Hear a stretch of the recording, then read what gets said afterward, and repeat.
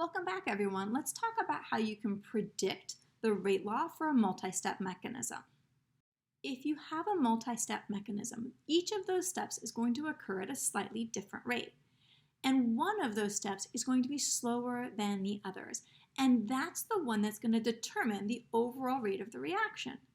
Think about the grocery store.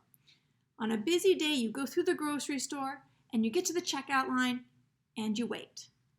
And so that process, that step in your grocery shopping, that waiting at the register is going to have an inordinate impact on the rate at which the reaction occurs. And in a chemical reaction, it is to the point where that one step typically will determine the rate of the entire process. So the rate limiting step, also known as your rate determining step, is the slowest step in your mechanistic process. That's the one that will determine the overall rate of the reaction. So if we take a look at, say, a two-step reaction mechanism, here I've got step one, where I'm making HI and HCl, and then step two, where I'm reacting that HI to make the final products of I2 and additional HCl. The first step is slow. So this first step is going to be your rate limiting step. The second one's going to happen so quickly, you won't have a major impact on the overall rate of the reaction. If the first step is slow, all you need to do is write the rate law for that first step, and you are done. Our rate law for this first step, and since it is rate determining for the entire process, is rate is equal to the rate constant times the concentration of H2 and the concentration of ICl. Each of those are raised to the first power. Again, you don't have to write the ones, but I am for clarity's sake. Because there is one H2 and one ICl on the reactant side of that elementary step. If instead it is not the first step that is slow, but the second step that is slow, it is still true that your slow step, your rate determining step, is going to determine the overall rate law for the reaction. So I can still write a rate law using this second slow step. However, there's a catch. N2O2 is an intermediate. It's not something you're adding to the chemical reaction. You should not be including intermediates in your rate law because it's not something that you can test, measure, add, pour. You don't want an intermediate in your rate law. So we're going to have to be tricky. What we're going to do is we're going to recognize that the concentration of N2O2 depends on that first step. And so we're going to apply something called the steady-state approximation.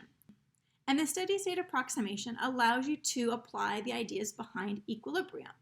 Equilibrium says that the rate of the forward reaction is equal to the rate of the reverse reaction. So we're going to write the rate law for the forward reaction on that first step, the rate law for the reverse reaction on that first step, and set them equal. That will allow us to solve for the concentration of N2O2 in terms of things we can put in to our reaction and things that we can measure. So let's do this stepwise. I'm going to break it down as I go. The first thing I've done is written the rate law for the forward reaction, which I'm going to write as rate 1 because it's the first step. It's going to be equal to K1 times the concentration of NO squared because there are two NOs on the reactant side. But this is in equilibrium. The reverse reaction is happening at an equal rate. So I'm going to write the rate law for that reverse reaction.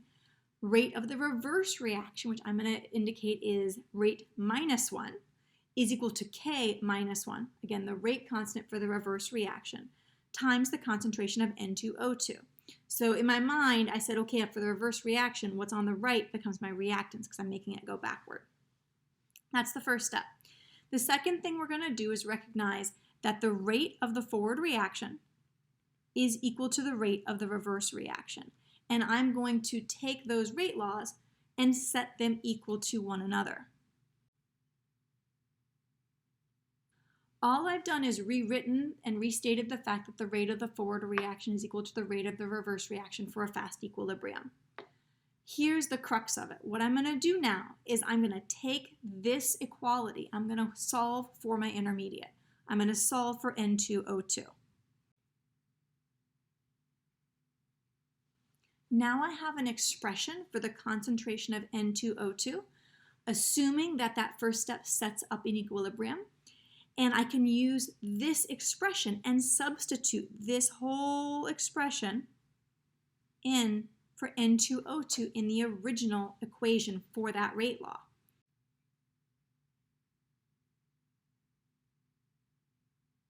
All that remains is to simplify this rather unwieldy looking equation. All of those K's are constants.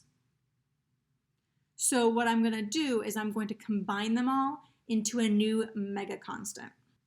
And so the overall final form for this rate law for this mechanism as proposed is that the rate should be equal to a different constant. So I put the K star up there to emphasize this is not any one of the other constants I had already written, times the concentration of NO squared times the concentration of O2. And it turns out if you carry out this reaction, that is the experimentally determined rate law. That is second order in NO and first order in O2. Couple of thoughts with respect to mechanisms. Your observed rate law does need to be consistent with your mechanism for that mechanism to be plausible.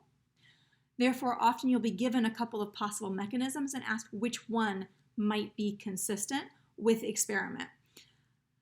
The second thing I want to point out is please remember as you look at this overall rate law, it is third order or termolecular in terms of collisions if it were to happen as one step, which is a good reminder that this is probably occurring in 2 or more steps. So in sum, when you look at a mechanism, you look at those individual steps. One step is typically significantly slower than the other or others if there are more than one, and so is termed the rate limiting or rate determining step. That step will determine your experimentally observed rate law. If it's the first step, easy, use that first step in order to write your rate law. If it's the second step, write your rate law and then manipulate your rate laws so there are no intermediates in your final rate law for the overall process.